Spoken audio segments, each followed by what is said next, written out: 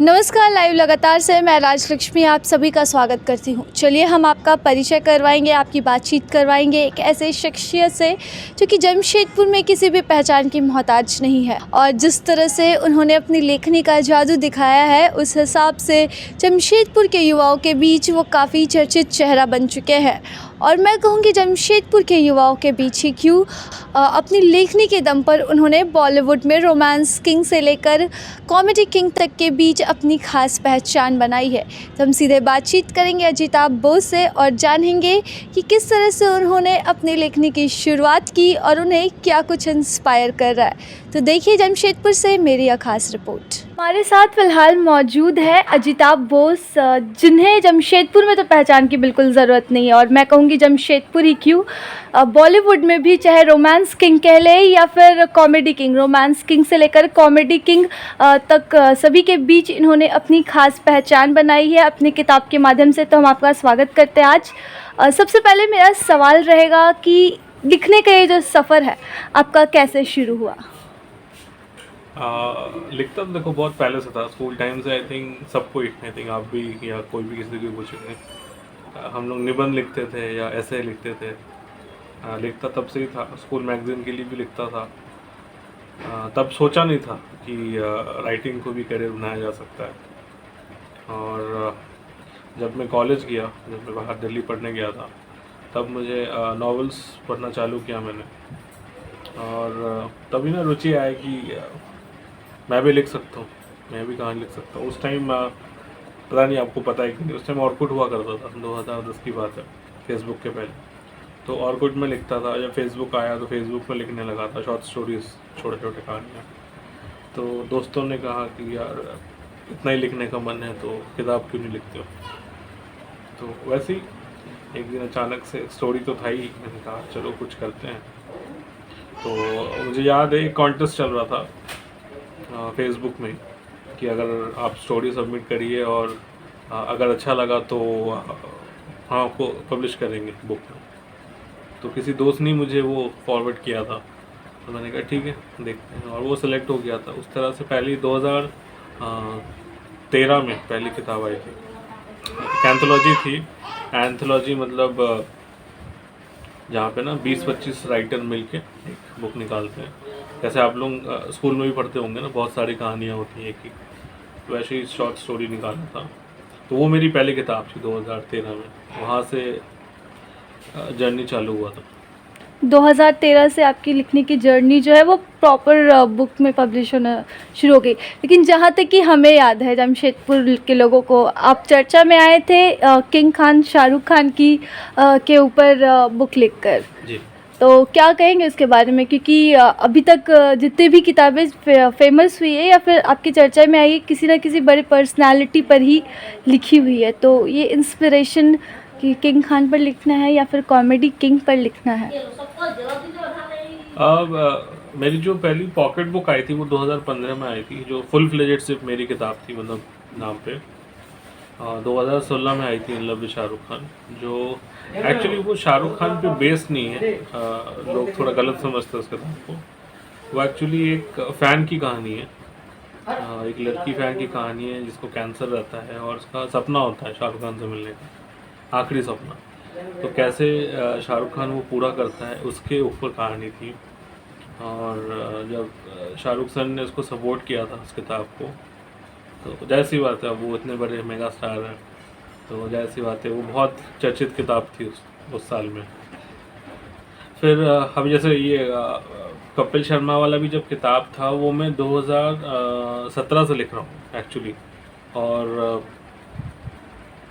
Almost 4 साल I think लग गए ख़त्म करने में उसको, क्योंकि बीच में कोरोना भी आ गया।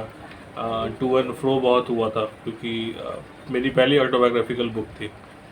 और ऑटोबायोग्राफिकल बुक में क्या होता है ना कि आप जो लिख रहे हो वो बहुत स्पेसिफिक होना चाहिए, क्योंकि लोग जो पढ़ेंगे वही सच मानेंगे। तो उस पर थोड़ा ना एक्चुअली रिस्पॉन्सिबिलिटी भी बहुत थी कि सही लिखूं कुछ भी ऐसा, क्योंकि देखो कपिल शर्मा के बारे में न्यूज़ में आपको बहुत कुछ मिल जाएगा, लेकिन वो क्या कितने सही हैं कितने गलत है। और क्योंकि उनकी टीम भी पढ़ने वाली थी किताब को, तो हमने बहुत टाइम लगा एक्चुअली उसको लिखने में। 4 साल बहुत होता है एक्चुअली। तो वो इसकी पूरी कहानी थी।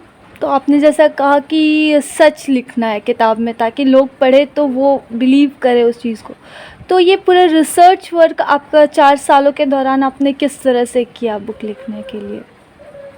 रिसर्च का बहुत सारे तरीके थे। अब जैसे इंटरनेट तो था ही एक, ठीक है।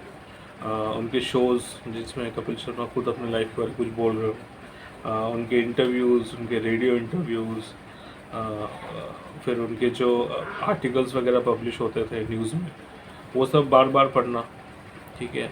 रिपीट मोड पे शोज़ देखा है मैंने, ताकि कपिल शर्मा अपने लाइफ के बारे में भी बोलते हैं, जैसे चंदन सच में उनके दोस्त थे, और ये सब था, इसीलिए थोड़ा टाइम भी लगा मुझे रिसर्च में ही, ऑलमोस्ट 1.5-2 साल लग गए थे। तो टीवी पर तो हमने उनका रिस्पॉन्स देखा, लेकिन आपने जब उनसे पहली बार मुलाकात की तो बुक को लेकर उनका कपिल शर्मा का क्या रिस्पॉन्स था? मेरी पहली बार कपिल शर्मा से बात हुई थी 2017 में, मेल में। अब मैं दुनिया को बताना चाहता था कि कपिल शर्मा ने रिप्लाई किया है, बहुत बड़ी बात होती है। एक हम तक खासकर अगर हम लोग जैसे छोटे शहर से लोग, अगर कोई इतने बड़ा सेलिब्रिटी रिप्लाई करता है तो बहुत बड़ी बात होती है। बट मैंने पेशेंस रखा। अभी जब जैसे 2019 में मैंने धर्मेंद्र से भी बात की थी बुक को लेकर, सोनू सूद से बात की, अर्चना पूनम से, सबसे जितने भी स्टारकास्ट है, और लेकिन क्या है ना कि अब बता देता तो लोगों को मज़ा नहीं आता, तो मैंने बहुत वेट किया। एक्चुअली 2019 में बुक रेडी हो गया था कपिल शर्मा वाला, 2019 का एंड में हमें अप्रूवल भी मिल गया था लॉकडाउन में, बट लॉकडाउन में मैं रिलीज़ नहीं करना चाहता था, एंड थैंक गॉड मैंने नहीं किया, तो मैं शो पे शायद नहीं जा पाता, और इसीलिए थोड़ा टाइम लगा। लेकिन कहते हैं सब्र का फल मीठा होता है। मेरे लिए तो ज़रूर था। तो मेरा सवाल अभी भी वही रहेगा कि कपिल शर्मा से आपने जब पहली बार बात की या मुलाकात की और उन्हें जब मालूम चला कि मेरे ऊपर कोई बुक लिख रहा है तो उनका रिएक्शन? मस्त कहानी बताता हूँ। मैंने जब 2017 में फर्स्ट टाइम मैंने उनको अप्रोच किया, मैं 3 लोगों को बहुत मानता हूँ, शाहरुख खान, धोनी और कपिल शर्मा, 3। शाहरुख पे लिख चुका हूँ, अभी कपिल पे लिख चुका हूँ, धोनी पे भी लिखने का सोच रहा हूँ अगले साल, देखते हैं क्या लिखा जा सकता है। कपिल शर्मा से जब पहली बार मेरी बात हुई तो कपिल शर्मा ने मना कर दिया था। कपिल शर्मा ने कहा कि मैं अभी इतना बड़ा आदमी नहीं हूँ कि कोई किताब लिखे मेरे पे, मेरे लाइफ पे, और 2017 की बात कर रहा हूँ। और फिर 2018 में मैंने उसको कन्विंस करने की कोशिश किया था, बट समहाउ रिप्लाई नहीं आया था। 2018 में फिर आई थिंक वो कंट्रोवर्सी हुई थी सर की, कपिल शर्मा की, तो उसके बाद जब बहुत नेगेटिविटी फैला हुआ था मीडिया वगैरह में, तो मैं चाहता था कि जो सर का जर्नी है, actually Kapil Sharma I think सब जानते हैं, बहुत कुछ भी नहीं थे वो, आज इतने बड़े स्टार हैं, तो बहुत इंस्पायरिंग जर्नी है उनका लाइफ का। तो मैंने सर को फिर मैसेज किया था कि मैं लिखना चाहता हूँ, आई थिंक वो तब ठीक नहीं थे, तो रिप्लाई नहीं आया था। 2019 में उनकी शादी हुई, तो मैंने सिर्फ ऐसे ना कंग्रेचुलेशंस के लिए मैंने उनको मैसेज किया था कि आपकी शादी मुबारक हो। और मुझको याद है उस टाइम 2019 में ही मैडम तुसाड का वैक्स म्यूज़ियम खुला था दिल्ली में, तो मैं गया था ना, तो कपिल शर्मा का भी पुतला है वहाँ पे मोम का, तो मैंने उनको फ़ोटो भी भेजा था कि मैं गया था, और मेरे को बड़ा अच्छा लगा आपको देख के, क्योंकि मैं फ़ैन तो था ही, उसने मना कर दिया अलग बात है, बट फ़ैन तो मैं हमेशा से था।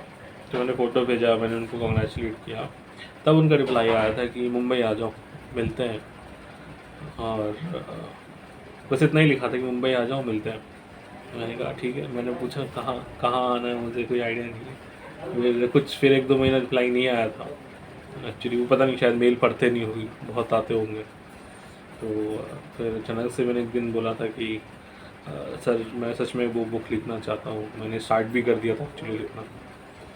तो सर ने फिर उनका मैनेजर का नंबर दिया, उन्होंने बुलाया, और मैं आई थिंक पहली बार सितंबर 2019 में उनके शो किया था, और मैं बहुत फॉर्चुनेट था कि उस दिन छिछोरे का टीम आया था, सुशांत सिंह राजपूत को मैंने लाइव देखा था, श्रद्धा कपूर, बहुत लोग आए थे, और मैंने शो खुद देखा, खुद फील किया, मैंने एक्सपीरियंस लिखा अपने शो का बुक में भी। और तब फर्स्ट मीटिंग हुआ था उनके टीम के साथ, उन्होंने, क्योंकि सर ने बोला था कि तुम आओ बात कर लो, और देखते हैं, तुम क्या लिखना चाहते हो मेरे को बताओ, अगर सही लगेगा तो आगे करेंगे। और फिर हमने बताया हम लोग क्यों लिखना चाहते हैं, उनको भी बड़ा अच्छा लगा। फिर सर से बात हुई फिर से, और सर ने कहा ठीक है लिखो, लिख के देखो, भेजो मेरे को, देखता हूँ क्या लिखना है। और 2020 में लॉकडाउन में ही ख़त्म कर दिया था, और सर को भेजा, सर को बहुत अच्छा लगा किताब, और सर ने अप्रूवल दे दिया था। बट अगेन जैसे मैंने कहा, मैं क्योंकि बहुत बड़ी किताब थी, मैं नहीं चाहता था कि लॉकडाउन में निकले, तो थोड़ा वेट करके अभी 2021 में रिलीज़ किया इसको। तो अब हम उम्मीद कर सकते हैं कि आपने शाहरुख पर लिख लिया, कपिल शर्मा पर लिख लिया, अगली किताब MS धोनी पर हो सकती है। एक्चुअली ना MS धोनी पे 2-3 किताब ऑलरेडी निकल चुकी है, और बट जो फैंस है वो डिमांड कर रहे हैं अब, क्योंकि सब जानते हैं मैं कितना बड़ा फ़ैन हूँ MS धोनी का। मेरे बड़ा मेरे भैया मेरे फ़ैन हैं। आपने जो भी बच्चे को देखा अभी, उसका नाम माही है, उनके नाम पे ही रखा गया है, तो हम लोग बहुत बड़े फ़ैन हैं धोनी के। आई थिंक कौन फ़ैन नहीं है MS धोनी के। सो विल प्लान, अभी प्लान करके कुछ करेंगे, देखते हैं अगले साल। तो शहरवासियों को आपकी अगली किताब का इंतज़ार रहेगा, क्योंकि धोनी किंग खान या फिर कॉमेडी किंग तो नहीं, लेकिन ज़रूर हमारे दिलों में बसते हैं, जमशेदपुर और पूरे झारखंड वासियों के दिलों में बसते हैं। तो हर किसी को आपकी अगली किताब का इंतज़ार रहेगा। शुक्रिया। Thank you.